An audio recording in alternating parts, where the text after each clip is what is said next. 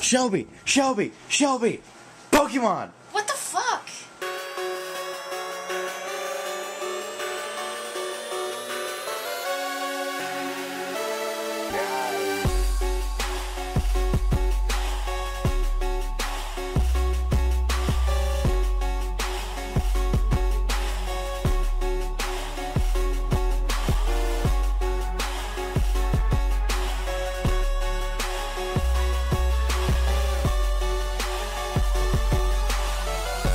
Hello, what's going on, everybody? My name is Dane. How you doing? You know that. Hi. I'm here to talk to you about Pokemon Sun and Moon. Now, one, I am driving, so don't drive and vlog ever. Kids, don't do that. I'm a seasoned professional. As most of you know, you need two hands to drive. Now, I was gonna jerry-rig something up so I could just set you somewhere, but I don't think that's gonna work. Anyways, what I'm here to talk to you about, like I said in the beginning of this video, is Pokemon Sun and Moon. What about Sun and Moon? Like, what about the Pokemon games that I think I like? Well, for starters, the games themselves were fun, are already fun. Now, I have not beaten the game, I have not gotten close to beating the game. I've been doing my best to kind of just allow myself to not really overall beat the game, so to speak. I more want to go through the story, kind of see how it feels before I start, before I start going crazy into trying to beat the game and get all the legendaries and see what everything does. Now, there are probably people at this point who have beaten the game, and that's fine. That's fine. That's the pace they want to go. I don't want to fly through it. I want to go there. My thoughts so far. Number one, my first thought. I don't know why I'm numbering them. This is not a top 10 or whatever. But my first thought is it's gorgeous. It's beautiful. It's more than, X and Y was full 3D and that was crazy. This is full 3D. Like, this is insane. It's so amazing. It's amazing how much you can push with the 3DS. Now, I first played it on a little 3DS, on the first series 3DS that came out, the real little ones, the little blocky ones. I'm going to fully mention, on the new Nintendo 3DS, they look incredible. It runs smoother because it's got a higher processing power, but it's a gorgeous game. I'm going to be fully honest, it's beautiful. It's a beautiful, beautiful game. And I really, really like it. And I love all the characters. I love Professor Kukui, or however you say his name. He's fun. I really like Lily. I kind of like how the island challenges are more suited. The island challenges are more suited like, oh, this is just a fun time. The thing that gets me, though, is it's too happy. I just spit all over my steering wheel. It's a too happy of a game. It really is. It should not be as happy as it is. It is way too happy of a game. Because, like, even X and Y, which were pretty happy games, still had their, like, oh shit moments. Like, oh god, they're trying to extract power from these fucking animals. Oh shit, like, it got bad. Like, it's like, shit. Lysander wants to kill everybody except people in Team Flare, including Pokemon. And it's crazy. But this is just happy. Team Skull, yeah, they're ruffians and they're hooligans, but they're shitty enemies. They can't fight well, they look stupid, they sound stupid. And it's just stupid. Which runs me to believe, fuck does that mean? Makes me believe, I don't think they're the actual, I'm sorry, I'm really excited, because I think there's no way that they are the only team that you have to fight. I really think that there is a worse team out there, like an actual, I think Game Freak dug down and dug deep and really wanted to make the story of this game very story-like, as if it was a true, understood story. Like, this has a story. And it really is a game. That really is a game. Like, it doesn't have just a mundane Pokemon story. Like, it feels almost too much like a fun, just little almost a reboot of a series. Whereas it's followed the regular trend that the Game Freak has followed for years. It feels so different yet similar. Like it's a Pokemon game. In its very essence, it's Pokemon. It's 100% Pokemon. That's what it is. The thing about it, though, is that it doesn't all the way feel like one. There's not that sense of you having to run through the Elite Four. The island, you explore the island, and then your island challenges and the trials of the island kind of happen. It doesn't go quick. It's a slower game. Altogether, it's a very slow, very understood game. Oh, mainly, the big thing, like I said, the Ruffians, the Team Skull, Team Skull, Team SKULL, they're really just shitty enemies. Even, like, when in the demo, if you saw Plumeria, she was still kind of iffy. Like, she wasn't, like, a crazy good, like, enemy. It just wasn't right. It was incorrect, if anything. It didn't feel like they are really the enemy here. It didn't feel like that you are fighting these people, because you'd think you'd be in more of a panic about seeing Team Skull.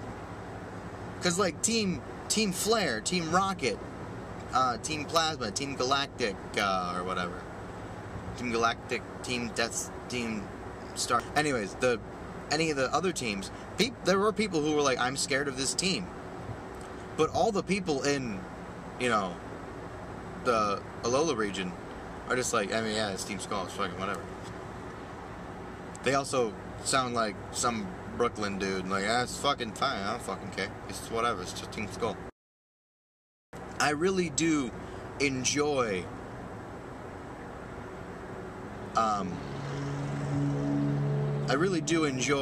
so I should mention, who do I think is going to be the actual enemy? I think it's going to be the Aether Foundation. Now, the reason I say that is the girl, Loomise, or whatever, that was, like, shown for the Aether Foundation, her and UBO1 or UBO2, I forget, or is it UBO3? It's the one that looks like a girl, that has like a girly, spindly kind of leg-looking thing. That Ultra Beast, UB whatever, that one looks a lot like Loomise. Like, they were even modeled in the similar to almost exact same stance. Now, if you're new to Game Freak, if this is like your first game, they don't do things on accident. They don't. Things aren't done on accident. Since, like, Gen 3, things have not been done on accident. Like, they have revealed stuff for a reason. And with them revealing so much about this game, it's almost odd that you run in to this game and it's not even close to what I expected. From everything I saw, like, they revealed a lot about this game. Game Freak revealed a shit ton about that game.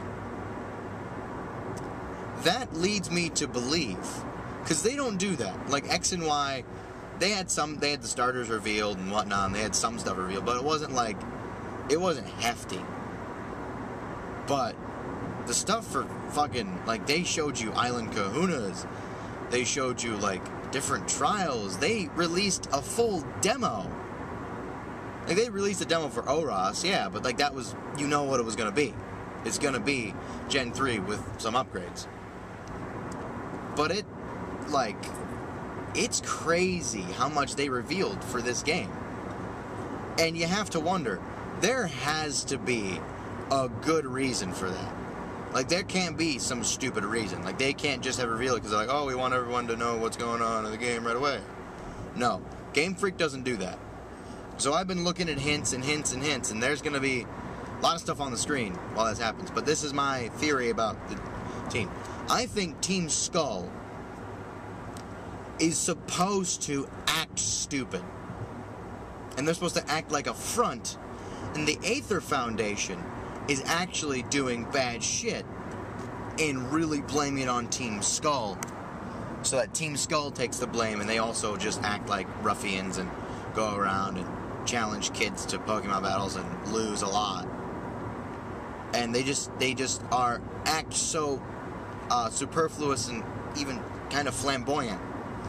They do this shit with their arms all the time.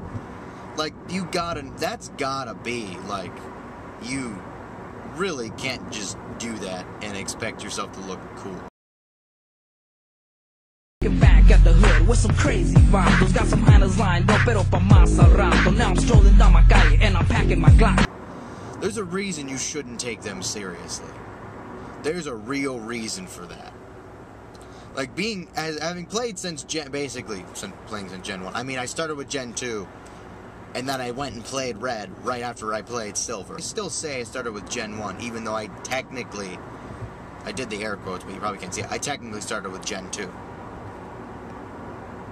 So what I'm saying, basically, my theory about it is, Team Skull is not the actual bad team. And for some reason, they called them ruffians right away. Like, what the hell are they doing? Cooking meth? I've played a lot of games, especially a lot of RPGs. Nowhere in an RPG have there ever been a shitty villain or a shitty team. And they've just been, and that's been it. Never once, at least what I've played, like non-kids style, like non-kids games. Like, yes, Pokemon is a kids game, but there has to be, they've always been able to cater to the older audience, especially now with them revealing stuff kind of almost at the same time when revealing stuff in Japan, revealing it in America. There's gotta be, like, Europe gets the back seat to America now for Pokemon games. Like, their reveals come out afterwards. That's the thing where I'm like, oh my god, that means that something has changed.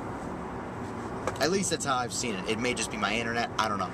I want to allow people to understand there's more to this game than just, you know, there's more to this game than what we're seeing right now. Because I just finished the first island trial. Well, not just. I finished it a while ago. And I'm exploring the second island. And Lily is now being, really suspicious, too. Also, the Aether Foundation has these white clothes, white and white, with, like, blonde hair. And everyone else is very tan, except you. Like, you get to pick. But Kukui, even your mom is kind of tan. Real quick, side note, with the mom, they really showed off those, like, gray hairs. Like, I'm gonna try and show you. Your mom even has a couple, like, gray hairs. Like, they even designed that to show your mom has some age.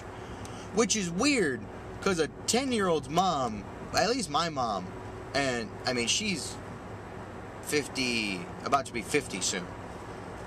And if she didn't color her hair, she'd have a couple gray hairs, but she wouldn't have a lot. So I think that's kind of trying to show, they're trying to make the character of Pokemon grow up a little bit.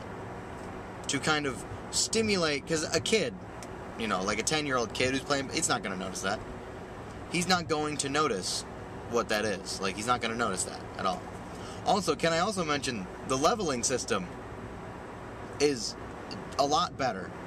Pokemon X and Y, as much as I loved them, their leveling was scaled up. Now, if you don't know what I mean, because if X and Y were your first games, you probably have no idea what I'm talking about.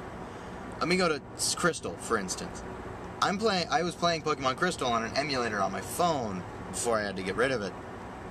My phone, the emulator. But Pokemon Crystal really, like, pushed that leveling system. Like, it was hard. It's hard to grind. It takes a long time to grind in that game. It does take a while.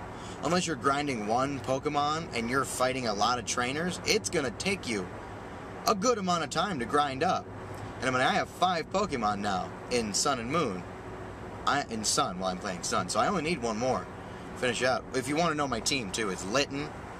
I know the last one's going to be a Cyndaquil that I'm breeding in X. That I'm going to trade over to Sun because I want to go through the game with my favorite starter, Typhlosion, and my favorite Pokemon, incidentally.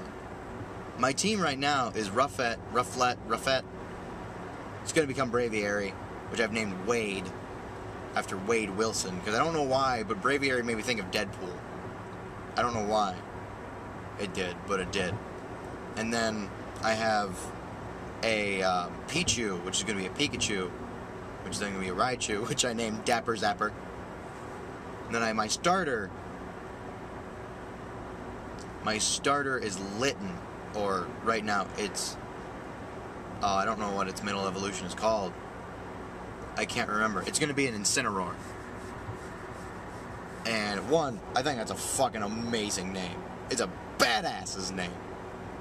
A badass's name. Not a badass name. A name for a badass. That's what it is.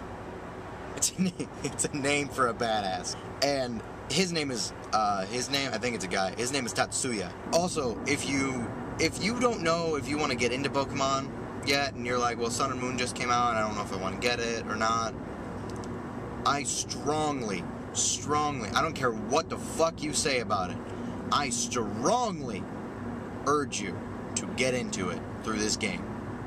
Now, a lot of people don't like this new EXP share, but I really like it because it actually makes grinding a little easier, but not super easy. It's a lot better in Sun and Moon because the level scaling isn't as easy. It's a lot harder to just level up quickly. I actually have to turn my EXP share off if I'm leveling one at a time, because like my starter Litten is level 20. Well, now it's the different starter is level 20, and it also evolved at level 17, which is weird. But leveling it's not as easy as it was in X and Y, but it's not as hard as it was in Red and Blue. It's never been as hard as it was in Red and Blue. But it's not as hard as it was in like Gold, Silver, or Crystal. It was hard in that game too. And then Omega Ruby. Jesus, Ruby, Sapphire, and Emerald. It was still difficult. And then X and Y was the first one to really come around and kind of make it easier, but it was a little too easy. Like, it was way too easy in X and Y. It was too easy. Like, I actually didn't like the leveling system and the level scaling in X and Y, but the level scale, the game went too fast, I think. Because it's a journey. That's what Sun and Moon is. It's about the journey now. It's not about, beating the Elite Four, becoming the best Pokemon master you can be, or whatever. The level scaling in X and Y just was too much. It was too easy. And then, so now I'm really happy it's not as easy as it used to be. It's still not as hard. Again, it's not as hard as some games, as like some of the older games, and even some of the newer games. But it's that. And then also, you don't really have a rival. But I have this notion, I have this real strong feeling that How is literally just your friend, and Lily is your rival. Like, there's, as I said before, there was way too much talked about.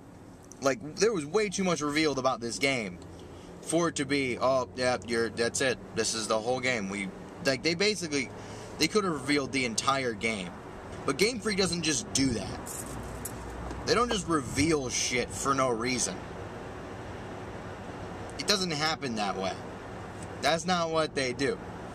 That's not the type of people they are. Cause, trust me, I've been with Pokemon. I've been with Pokemon for a very long time, and I have never come across a game that they have revealed all of. Ever. What I'm telling you is, Team Skull isn't the, they're not the actual bad people team. They're not the bad person team. They're a front for the actual bad person team, which is the Aether Foundation.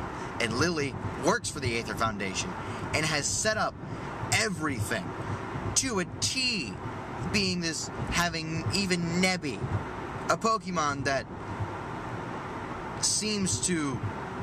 it only seems to run off when they're alone.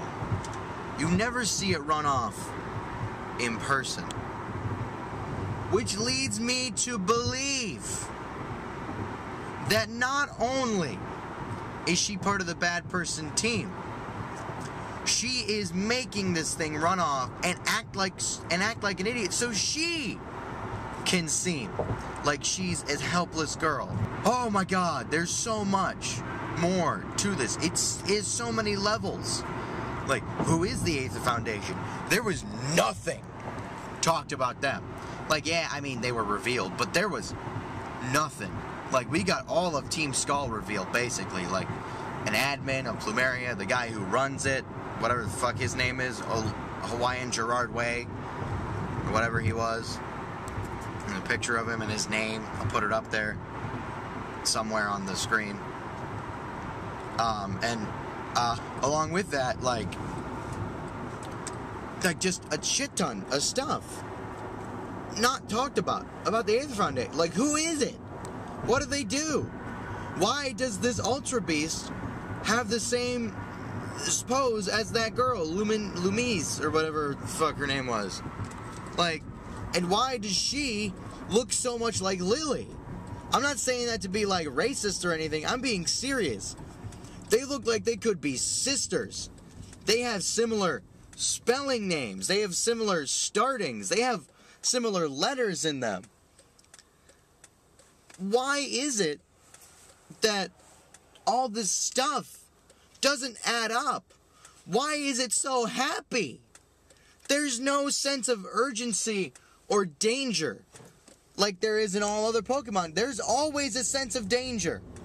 Always. I'm sorry, I'm getting loud because I'm getting excited. Because there's just so much to it. Why? Why is there so much not explained? It's so good. I'm so happy. Like, I don't feel safe. Like, there are people telling me, like, I've read some stuff, like, about the game where, like, I feel safe in the game. I'm like, don't feel safe. Please don't. That just adds to what this is. Don't be safe. You're not safe. Sorry, I'm getting really emotional.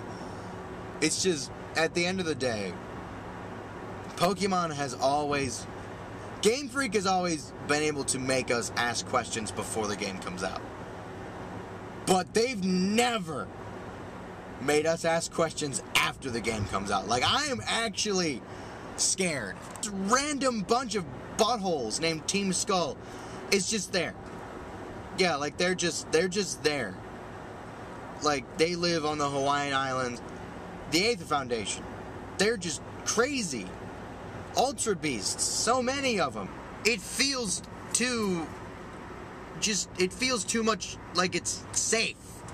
It can't be that safe. Like, there is no way on the planet is there a place, especially like Hawaii, like secluded, non-secluded islands and tourist attractions that like they have tourist centers. The first Pokemon game I can remember to have tourist centers is this one.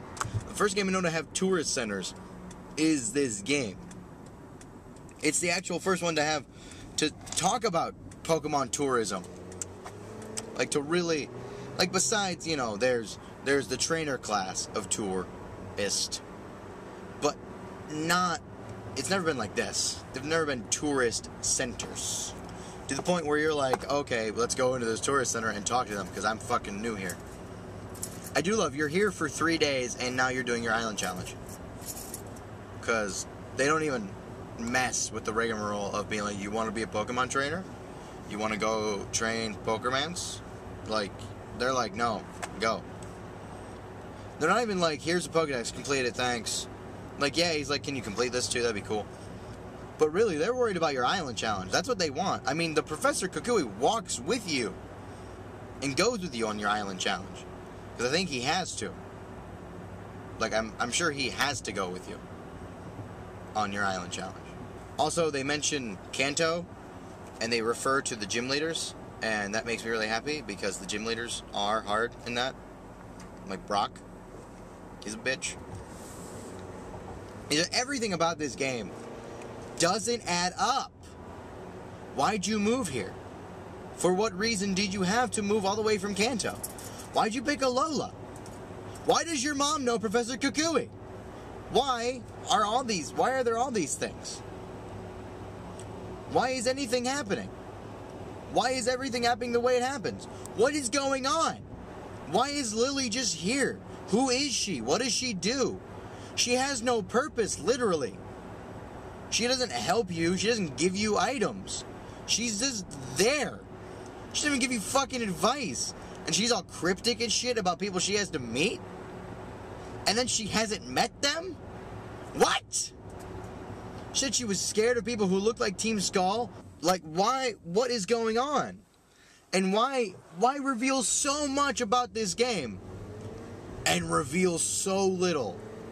So much about Team Skull and so little about the Aether Foundation, which is apparently harmless in the words of, well, in my own interpretation, my own paraphrasing words. It's at least how I remember them saying it was harmless.